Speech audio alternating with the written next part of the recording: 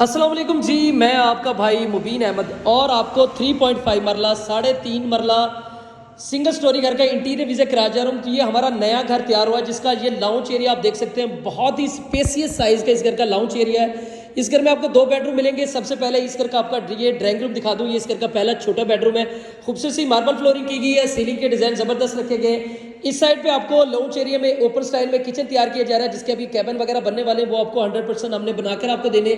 और इसका आपको दिखा दूँ तो एक ये मास्टर साइज का बेडरूम आ गया विद अटैच बाथ, वेंटिलेशन के साथ मिलेगा। खूबसूरत मार्बल फ्लोरिंग, सीलिंग के डिजाइन जबरदस्त। इस साइड पे ventilation area, motor pump stall मिलेगी।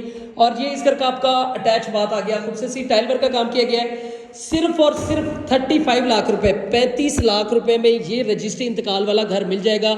नूर पार्क सोसाइटी, गजीमत्ता, अहलू रोड, लाहौर में घर वाक़या है। मुकम्मल डिटेल के लिए भाई का चैनल सब्सक्राइब करें और फ़ोन पर रब्ता करें। नूर पार्क, गजीमत्ता, अहलू रोड, लाहौर।